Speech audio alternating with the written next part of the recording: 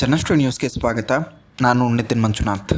ತಿಪಟೂರು ನಗರದಲ್ಲಿ ಹಲವು ವರ್ಷಗಳಿಂದ ಯುಜಿಡಿ ಸಮಸ್ಯೆ ಬಗೆಹರಿಯದಂತಹ ಕಗ್ಗಂಟಾಗಿ ಉಳಿದಿರುವುದು ಸಾಮಾನ್ಯವಾಗಿದೆ.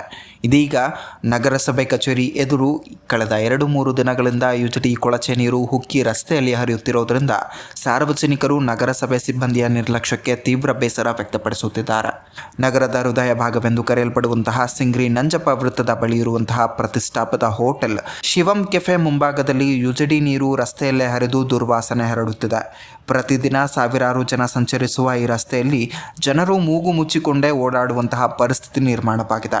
ಇದೇ ವೃತ್ತದ ಬಳಿ ನಗರಸಭೆ ಕಚೇರಿ, ಕೆನರಾ ಬ್ಯಾಂಕ್, ಶಾಪಿಂಗ್ ಮಳಿಗೆಗಳು ಹಾಗೂ ಕಲ್ಯಾಣ ಮಂಟಪಗಳು ಇರುವುದರ ಜೊತೆಗೆ ರೈಲ್ವೆ ನಿಲ್ದಾಣ ಮತ್ತು ಸರ್ಕಾರಿ ಬಸ್ ನಿಲ್ದಾಣಕ್ಕೆ ಸಂಪರ್ಕ ಕಲ್ಪಿಸುವ ಪ್ರಮುಖ ಸ್ಥಳವಾಗಿದ್ದು, ಹೋಟೆಲ್ ಹಾಗೂ ಫುಟ್ಪಾತ್ ಅಂಗಡಿಗಳಿಗೆ ಬರುವ ಜನರು ದುರ್ವಾಸನೆಯಿಂದ ತೀವ್ರ ಕಿರಿಕಿರಿ ಅನುಭವಿಸುತ್ತಿದ್ದಾರೆ.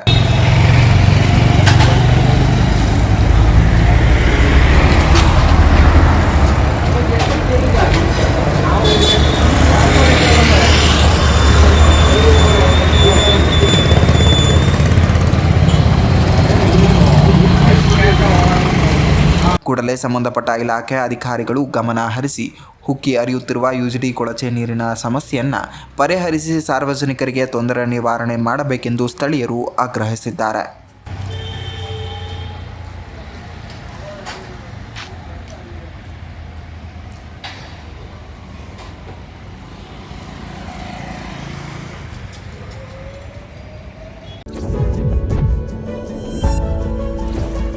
ಇದೇ ರೀತಿಯ ನಿರಂತರ ಅಪ್ಡೇಟ್ಗಳಿಗಾಗಿ ನೋಡ್ತಾ ಇರಿ ಜನಶ್ರೀ ನ್ಯೂಸ್.